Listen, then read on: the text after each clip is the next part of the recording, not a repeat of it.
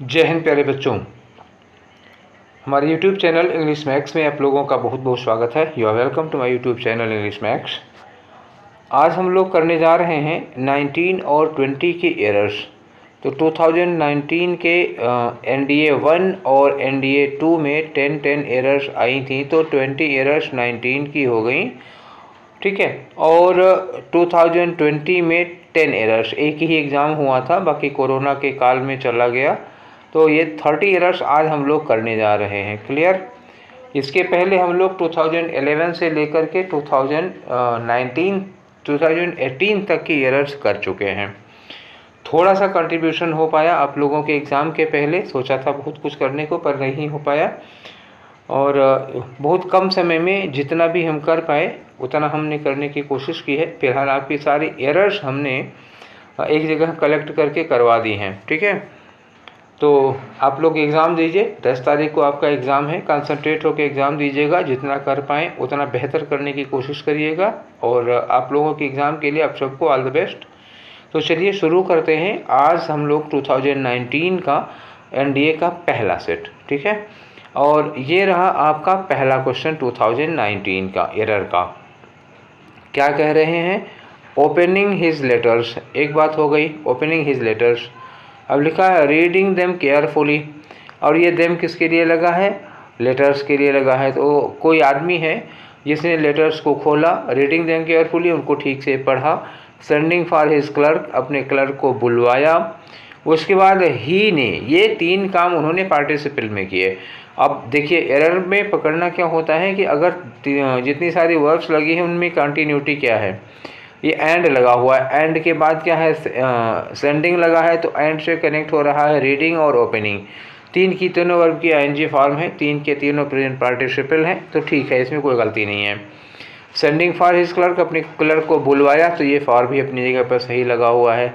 ये जो देम है लेटर्स के लिए लिखा हुआ, ये भी ठीक है। तो इतने वाले 3 पार्ट में, A में और B में तो फिलहाल कोई एरर नहीं है। ही, ये पर्सन है जो ये काम कर रहा है। He dictated answers, he dictated answers dash them, ठीक है।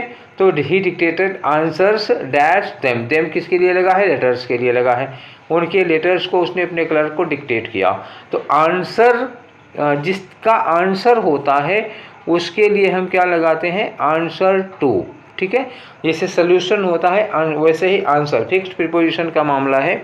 इसमें 2 चीज़ों पर आप ध्यान रखिएगा। अगर आंसर वर्ब है, ठीक है ना, अगर answer, in case answer verb है तो नो प्रीपोजिशन, ठीक है, तब कोई प्रीपोजिशन नहीं लगता।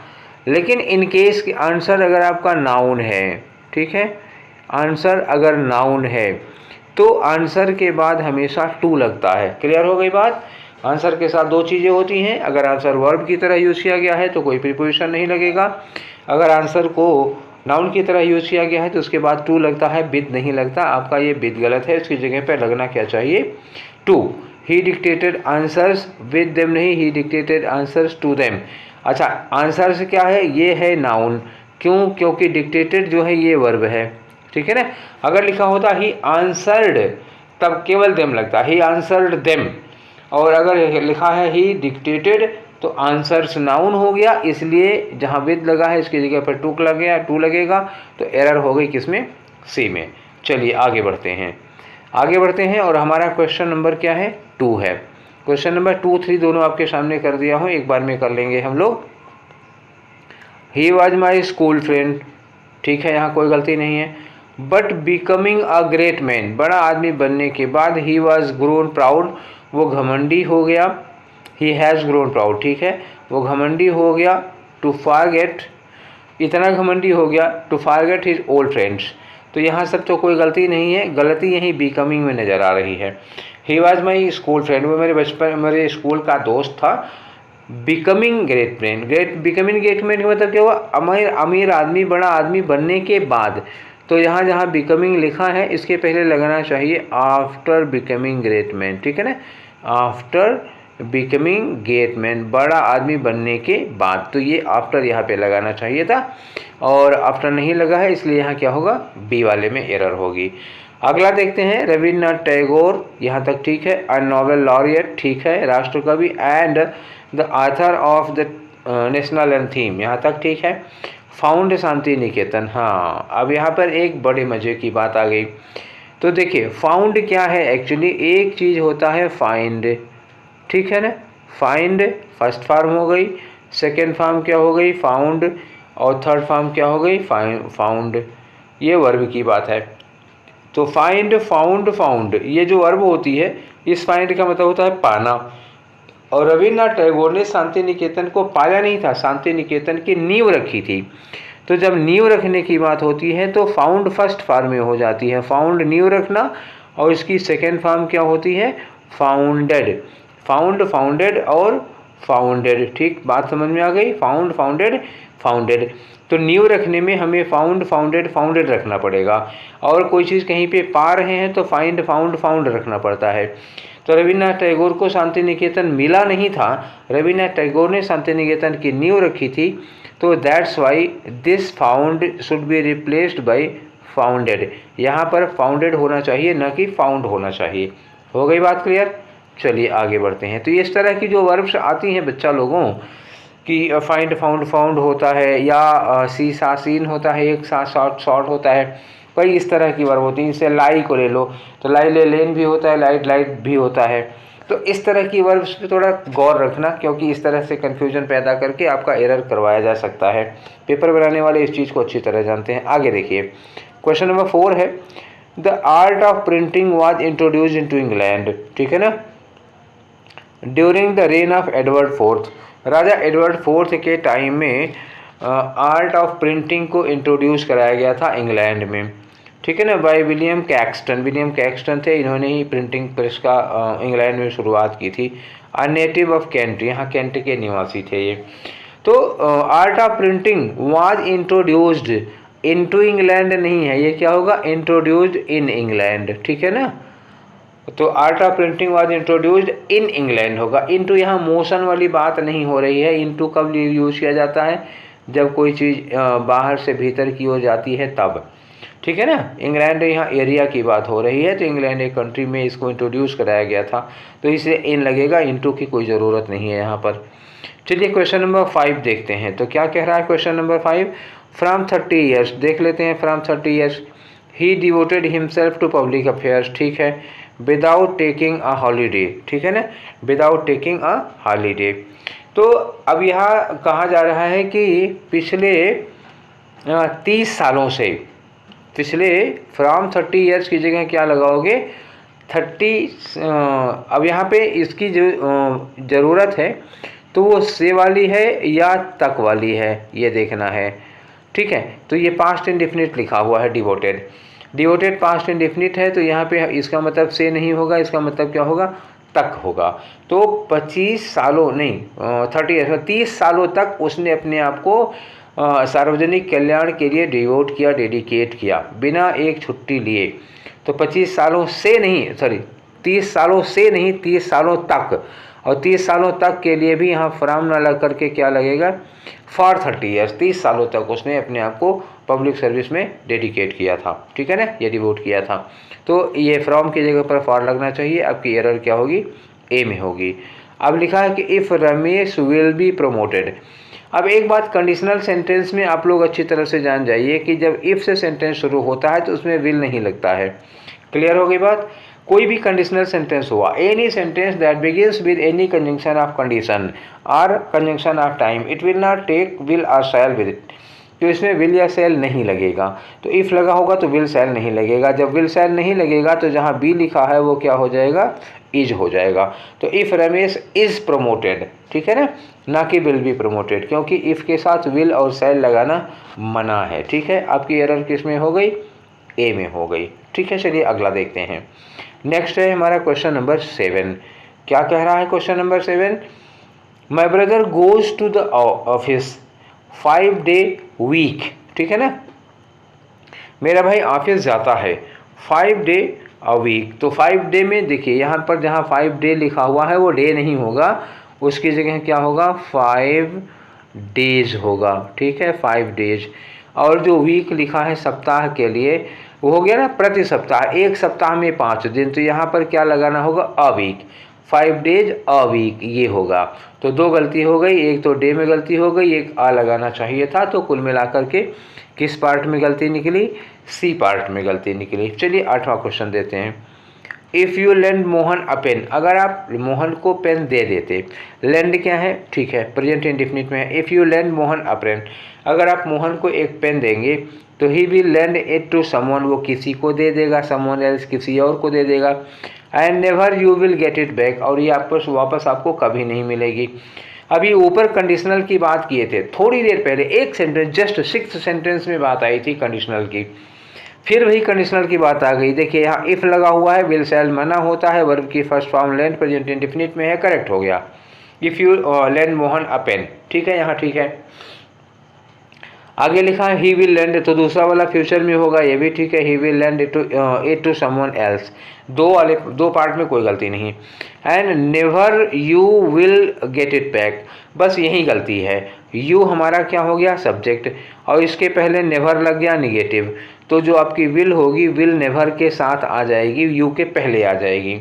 एक बात यहाँ हो गई, इन्वर्जन है यहाँ पे। रूल क्या होता है कि अगर आप किसी सेंटेंस को निगेटिव एक्सप्रेशन से स्टार्ट करते हैं, किसी भी तरह का निगेटिव एक्सप्रेशन हो, ठीक है ना, नेवर हो, सेल्डम हो, हार्डली हो, स्कार्सली हो, फ्यू हो, लिटिल हो, कोई भी निगेटिव एक्सप्रेशन आप लेते हैं, और यहाँ आपका सब्जेक्ट है, ठीक है, यहाँ आपका सब्जेक्ट है, और इसके बाद आपको वर्ब लगानी है। तो जब भी आप किसी निगेटिव एक्सप्रेशन से सेंटेंस की शुरुआत करेंगे, if you begin your sentence with any negative expression, तो helping verb is used before your subject, helping verb is used before your subject, ये रूल होता है। तो यहाँ आप सेंटेंस में नेवर को पहले कर दिए हैं, यू के बाद विल लगाए हैं, तो ये विल आपका यू के पहले और नेवर के बाद में लगना चाहिए, ये इन्वर्जन का रूल होता है। दूसरा तरीका क्या है, यहाँ आप नेवर को विल के बाद लेके चले जाइए, तो या तो नेवर को विल के बाद लाइए या विल को नेवर के साथ लाइए, ठीक है। तो ये हो सकता है एंड नेवर विल यू, या फिर यू विल नेवर, ठीक है ना, इस तरह से सेंटेंस बनेगा। तो आपकी एरर किस में हो गई? सी में हो गई, ठीक है। चलिए आगे बढ़ते हैं, क्वेश्चन नंबर 9, ठीक है। तो क्वेश्चन नंबर 9 लिखा है कि one of most widely spread, तो वन ऑफ मोस्ट नहीं होता भैया, होता है वन ऑफ द मोस्ट, ठीक है। तो वन ऑफ के साथ सुपरलेटिव के पहले द लगाना पड़ेगा। One of the most widely spread bad habits is the use of tobacco, clear हो गई बात। तो इसमें क्या आ गया? इसमें ए में ही एरर हो गई। आगे देखते हैं, a great part of Arabia is desert, a great part of Arabia is desert, तो इसमें क्या गलत हो गया? तो इसमें a great part of Arabia की जगह क्या होगा? A greater part of Arabia, क्योंकि कंपैरिजन कर रहे हैं दो पार्ट में, अरब का एक पार्ट ये हो गया, एक पार्ट ये हो गया। तो कह रहे हैं कि जो बड़ा वाला पार्ट है, काफ़ी बड़ा पार्ट जो है वो अरेबिया का एक डेजर्ट है। तो चूँकि दो पार्ट में कंपैरिजन हो रही है, एक छोटा पार्ट है, एक बड़ा पार्ट है, तो छोटा पार्ट डेजर्ट नहीं है, बड़ा पार्ट डेजर्ट है। तो चूँकि कंपेयर करेंगे तो जो ग्रेट है वो ग्रेटर होना चाहिए। A greater part of Arabia is desert, हो गई बात क्लियर। तो ये रहे हमारे 10 क्वेश्चंस, ठीक है। 10 क्यूज हम लोग एरर के कर चुके। अब हम लोग एनडीए सेकेंड के 10 क्वेश्चंस करने चल रहे हैं, ठीक। तो अब हम लोग करने चल रहे हैं 2019 का एनडीए सेकेंड वाला पार्ट, ठीक है। फर्स्ट पार्ट हम लोग कर चुके हैं, तो चलिए करते हैं इसका पहला क्वेश्चन, क्लियर। तो ये रहा हमारा सेकेंड वाले का पहला क्वेश्चन। क्या कह रहे हैं? He had arrived at Cairo a few months before protest शोक द अरब वर्ल्ड। तो ये कायरो एक बड़े शहर का नाम है, तो एट नहीं लगेगा, यहाँ क्या लगेगा? इन लगेगा, ठीक है। बात समझ में आ गई। तो एक बड़ी जगह का नाम है, छोटी जगह नहीं है, बड़ा शहर है कायरो, तो इसके पहले इन लगाना होगा, एट नहीं लगाना होगा। आपकी एरर किस में आ गई? ए में आ गई। चलिए दूसरा वाला क्वेश्चन करते हैं। Most of us who are older competitive runners, ठीक है ना। उसके बाद लिखा है कि are not able to race anywhere at the same speed as we do when we were 30, ठीक है ना। तो जब हम 30 साल के थे तब जैसे दौड़ लेते थे, अब वैसा नहीं दौड़ सकते। देखिए कुछ लोग हैं, पुराने रेसर हैं, वो लोग आपस में बातें कर रहे हैं। मोस्ट आपस मतलब हम में से अधिकांश लोग who are older competitive runners, जो कि अब बूढ़े कम्पिटिटिव रनर्स हैं इस समय, आर नॉट नहीं है एबल टू रेस दौड़ने में सक्षम anywhere at the same speed उस स्पीड में जितना कि हम दौड़ा करते थे जब हम 30 साल के थे। तो इस एज वाले के बाद क्या होगा, as we do when we were 30, जब हम 30 साल के थे। अब देखिए व्हेन वी वर 30, जब हम 30 साल के थे तो जितना तेज़ दौड़ते हैं कि दौड़ते थे, तो जाहिर बात है जब हम 30 साल के थे तो जितना तेज़ दौड़ते थे होना चाहिए ना, तो डू की जगह क्या हो जाएगा, ये हो जाएगा डिड। हो गई बात क्लियर। चलिए यहाँ क्या आ जाएगा, सी वाले में एरर हो गई। अब आगे बढ़िए। अब अगला है आपका क्वेश्चन नंबर 3। क्वेश्चन नंबर 3 क्या कह रहा है, वर्क हार्ड मेहनत करो, लेस्ट के बाद डू नॉट लगता ही नहीं। अब एक बात आप पक्का गांठ बांध लीजिए, इसको अभी के अभी गांठ बांध लीजिए, लेट्स के साथ हमेशा हमेशा हमेशा क्या लगता है, शुड। ठीक है ना, lest is always followed by should without not. Clear हो गई बात। शुड के साथ वर्ब की फर्स्ट फॉर्म लगेगी और विदाउट नॉट, शुड के साथ फिर आप नॉट मत लगाइएगा। तो आपकी एरर किस में हो गई, एरर हो गई आपकी बी वाले पोर्शन में। चलिए नेक्स्ट की ओर बढ़ते हैं। और ये रहा चौथा question, the Eastern Ghats are home of 2600 plant species. तो होम ऑफ नहीं होता, होम टू होता है। ठीक है ना, का घर याद रखिएगा। आपको सुनने में ऑफ अच्छा लग रहा होगा पर ये गलत है। जैसे कहा जाए कि 500 जानवरों का घर, तो आप ये नहीं कहेंगे कि होम ऑफ 500 एनिमल्स, बल्कि आप ये कहेंगे होम टू 500 एनिमल्स। ठीक है ना, 500 जानवरों का घर। तो का घर के लिए ऑफ नहीं, आप क्या लगाएंगे, टू लगाएंगे। क्लियर हो गई बात। तो ये थोड़ा फिक्स प्रीपोजिशन का मामला था। ठीक है, तो एरर किस में हो गई, ए में हो गई। चलिए आगे बढ़ते हैं। क्वेश्चन नंबर 5 आ गया। तो क्वेश्चन नंबर 5 क्या कह रहा है भैया, क्वेश्चन नंबर 5 है टर्बिडिटी। ठीक है, टर्बिडिटी करंट।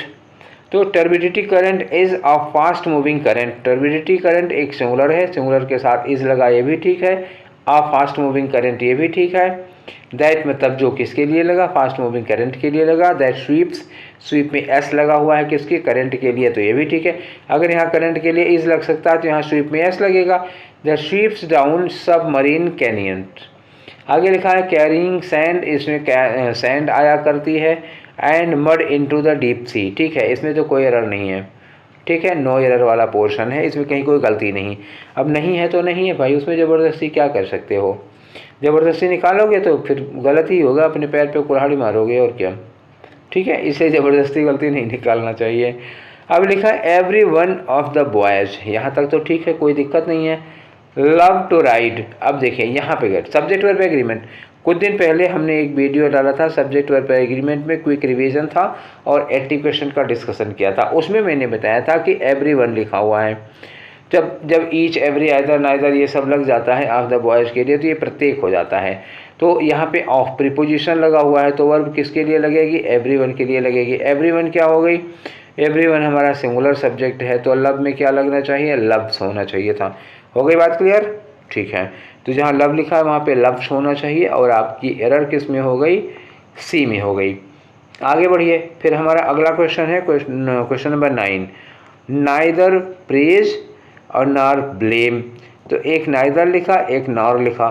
जो वर्ब लगेगी किसको देख के लगेगी, नियरेस्ट को। फिर सब्जेक्ट वर्ब एग्रीमेंट वाली बात आई।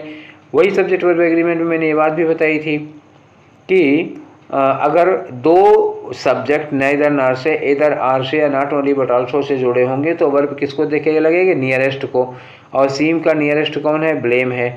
और ब्लेम जो है वो क्या है, एब्स्ट्रैक्ट नाउन है। ठीक है ना, ब्लेम जो है एब्स्ट्रैक्ट नाउन है, अनकाउंटेबल है, ये हमेशा क्या माना जाएगा, ये सिंगुलर सब्जेक्ट माना जाएगा। तो जो सीम लिखा है, सीम में हमें क्या लगाना चाहिए था, वर्ब में एस लगाना चाहिए था। तो सीम हमें होना चाहिए था क्या, सीम्स। तो आपकी एरर किस में हो गई, बी वाले में हो गई। चलिए क्वेश्चन ये भी हो गया। अगला क्वेश्चन क्या है, मेनी अ मैन। ठीक है ना, मेनी अ मैन, मेनी के बाद अ लगा है, मैन सिंगुलर लगा है सिंगुलर लगा है। तो सब्जेक्ट वर्ब एग्रीमेंट यहाँ पे करेक्ट है।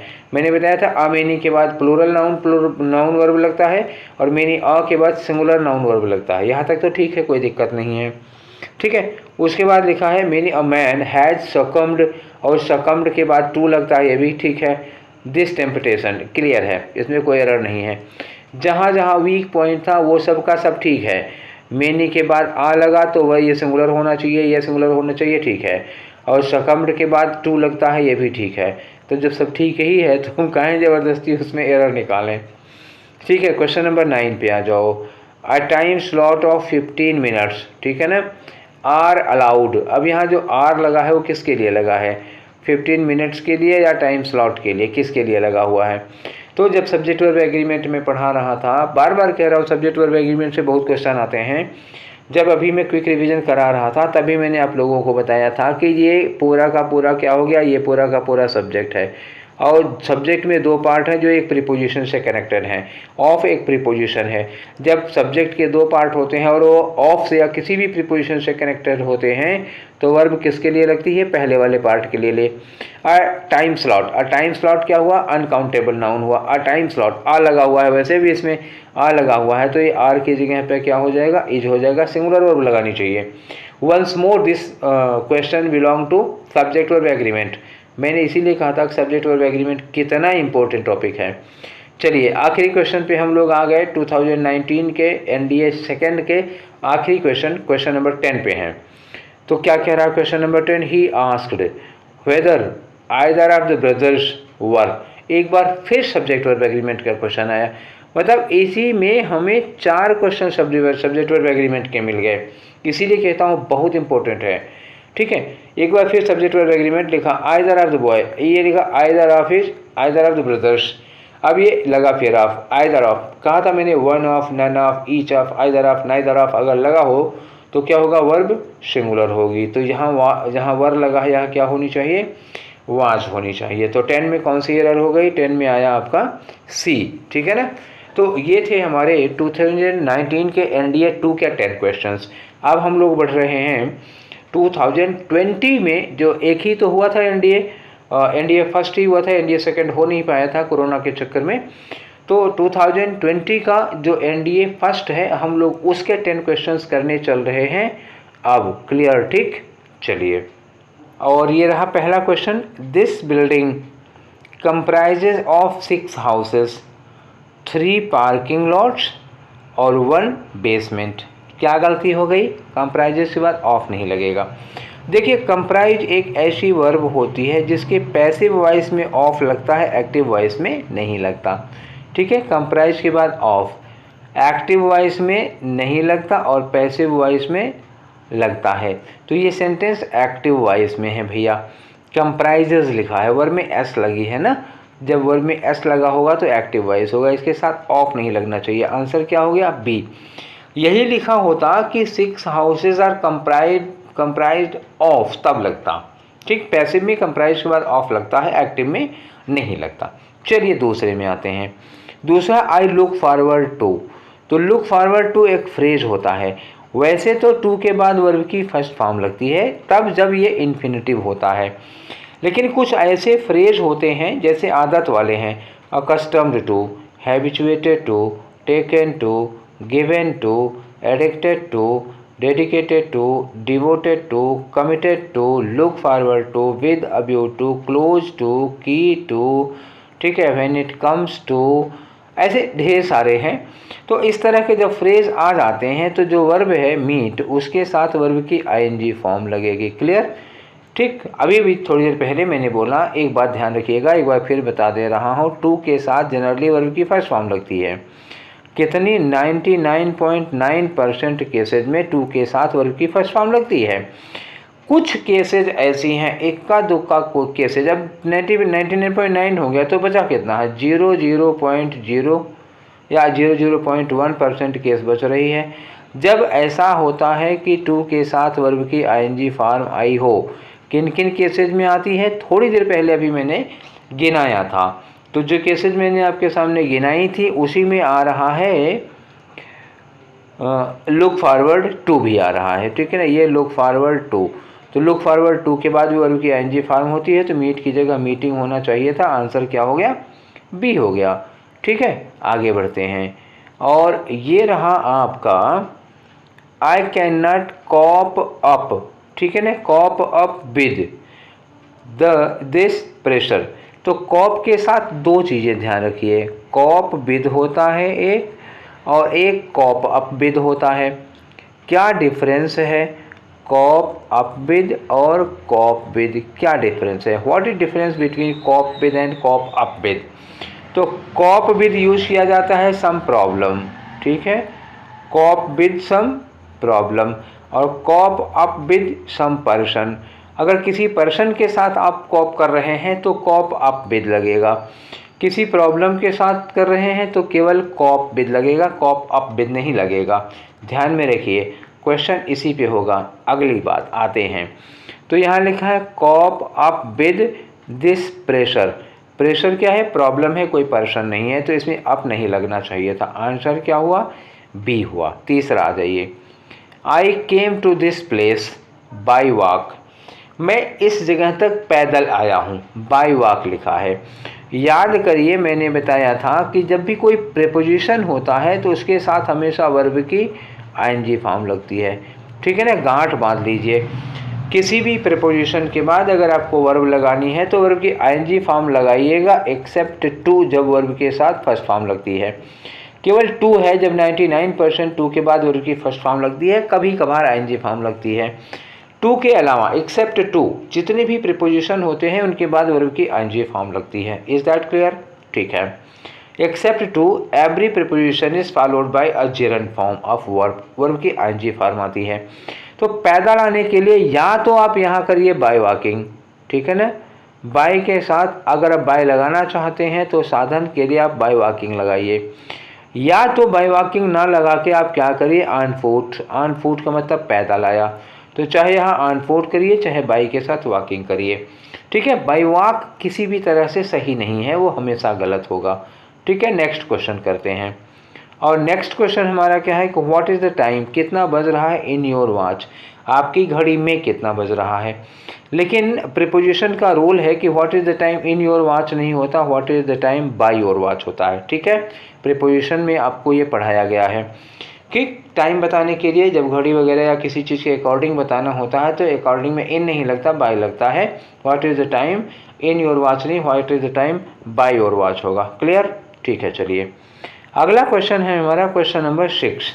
क्वेश्चन नंबर 6 क्या कह रहे हैं कि the price of my dress is higher then that of yours, ठीक है ना।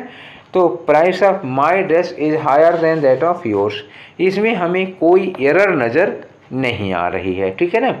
The price of my dress यहाँ तो ठीक है, और इज हायर, इज के साथ प्राइस के लिए लगा है, इज तो ठीक है, हायर के साथ देन लगा है, दैट ऑफ योर्स, योर्स का मतलब होगा तुम्हारी ड्रेस, और दैट ऑफ चूँकि प्राइस के लिए लगाना है तो दैट ऑफ भी लगाना पड़ेगा। नो एरर है, कहीं से कोई गलती नहीं है, ठीक है। तो ज़बरदस्ती एरर निकालोगे तो फिर गड़बड़ हो जाएगा, ज़बरदस्ती नहीं करनी चाहिए। आगे लिखा my friend's daughter in laws have come, मेरे दोस्त की सालियाँ आई हैं या भाभियाँ आई हैं, जो भी कहना चाहो आपको, जो अच्छा लगता हो। भाभी अच्छी लगती हो तो बोलिए मेरी दोस्त की भाभियाँ आई हैं, और सालियाँ अच्छी लगती हो तो बोलिए मेरी दोस्त की सालियाँ आई हैं। और सालियाँ आप लोगों की होंगी नहीं अभी, इसलिए भाभियाँ ही मान लीजिए, ठीक है। तो अभी आप लोग एनडीए वाले हैं, अभी आप लोगों को भाभियाँ सालियाँ कहाँ से मिल जाएंगी, भाभियाँ होंगी आपकी। तो ये मान लीजिए मेरे फ्रेंड की भाभियाँ हैव कम, बड़े खुशनसीब हैं अगर ढेर सारी भाभियाँ होंगी तो। चलिए my friend's daughter in laws, देखिए कंपाउंड नाउन जब भी होता है ध्यान रखिएगा, और ख़ास तौर से ये रिश्ते वाले डॉटर इन लॉ वगैरह, ये हो गया डॉटर इन लॉ, नाउन की गलती है ये। तो इसमें क्या होता है ना, जब हमें क्यों प्लूरल बनाना होता है, ध्यान रखिएगा, जब प्लूरल बनाना होता है तो ये डॉटर में जो प्लस है डॉटर में एस लगता है। अगर हमें पजेसिव बनाना होता है कामा लगा के, तो ये कामा लगा के जो एस लगता है वो यहाँ लगता है, लॉ में लगता है, यहाँ लगता है। तो यहाँ पर चूँकि भाभियों का प्लूरल बनाना है तो प्लूरल बनाते समय हमें कहाँ लगाना पड़ेगा, प्लूरल बनाते समय यहाँ नहीं, यहाँ कहाँ लगाना चाहिए था, डॉटर में एस लगाना चाहिए था, डॉटर्स इन लॉ होता, ठीक है। तो किस में एरर हो गई, बी में हो गई। अब ये देखिए I prefer sea food than Mediterranean food. अब आप अच्छी तरह से जानते हैं प्रीपोजिशन का रोल है, और उसका क्या कहते हैं कंपैरेटिव डिग्री का भी रोल है ये, कि प्रेफर और प्रेफरेबल, केवल प्रेफर नहीं है, प्रेफर है, प्रेफरेबल है, और इसके साथ कुछ 7 लैटिन एडजेक्टिव्स भी आते हैं, junior, senior, superior, inferior, anterior, prior, posterior, ये 7 हैं, और प्रेफर और प्रेफरेबल 2 ये हो गए। तो इन सब के साथ कभी दैन नहीं लगता, दैन कभी नहीं लगता, क्या लगता है? टू। तो यहाँ लिखा है प्रेफर, अब प्रेफर के साथ में आप दैन नहीं लगाएंगे, क्या लगाएंगे? टू लगाएंगे। क्लियर हो गई बात? चलिए ध्यान रखिएगा, हो सकता है ये संडे को एग्ज़ाम में इसमें से कुछ क्वेश्चन पूछ लिए जाएं, तो you should keep in mind. अब आया question number 9, we were discussing about the issue. फिर प्रेपोजिशन का है सुपरफ्लुअस, ये हुआ सुपरफ्लुअस प्रेपोजिशन। तो प्रेपोजिशन में जो सुपरफ्लुअस का मामला है वो है ये। तो कुछ वर्ब्स ऐसी होती हैं, ध्यान रखिएगा, जैसे एक वर्ब इसी में है डिस्कस, जो यहाँ लगी हुई है, ये देखिए डिस्कस, डिस्कस है, डिस्क्राइब है, ठीक, डिस्कस है, डिस्क्राइब है, एक्सप्लेन है, इलस्ट्रेट है, ठीक, इलस्ट्रेट है, ये हो गई। तो ऐसी कुछ वर्ब होती हैं जिनके बाद कभी प्रीपोजिशन नहीं लगता है, कभी नहीं लगता। जैसे आपको ये कहना हो कि मैं ये रूल आपको एक्सप्लेन कर दूंगा, I will explain about this rule, ये गलत हो जाएगा, I will explain this rule. या हम कहेंगे इस बारे में हम कल डिस्कस करेंगे, तो we will discuss about this rule, नहीं, ऐसा डिस्कस अबाउट नहीं होगा, we will discuss this thing tomorrow, ना कि we will discuss about this thing tomorrow, ठीक है। तो डिस्कस, डिस्क्राइब, इलस्ट्रेट, एक्सप्लेन, इन सब के साथ हम अबाउट वगैरह नहीं लगाते हैं। तो डिस्कस के साथ अबाउट नहीं आएगा, और इस अबाउट की जगह कोई दूसरा प्रीपोजिशन भी नहीं आएगा। No preposition is required after discuss, describe, explain और इलस्ट्रेट। क्लियर हो गई बात? एरर किस में है? बी में। चलिए 10 में आते हैं, डिस्पोज ऑफ। तो डिस्पोज के साथ भाई ये डबल ऑफ वाला नहीं, सिंगल ऑफ वाला एफ लगता है। Clear? Dispose of the garbage from the self, ठीक है ना। तो डिस्पोज आपको बताता है ठिकाने लगाना। हो गई बात क्लियर? तो ये थे 2020 के एनडीए की 10 एरर्स। 19 में 20 थी, मतलब 2 एनडीए हुआ था, और 20 में 1 हुआ था, तो 30 एरर्स थी, ठीक है। तो अभी तक हम लोगों ने कुल 30 एरर्स का डिस्कशन कर लिया। आई होप कि इनमें से कुछ एरर्स नाम बदल दिया जाएगा, लेकिन इसी रूल पर, इसी बिहाफ पर आपसे कुछ क्वेश्चंस इस बार भी पूछ लिए जाएंगे। अगर ऐसा हुआ तो ठीक है, हमारा पढ़ाना, हमारी मेहनत सफल हो जाएगी। क्लियर हो गई बात?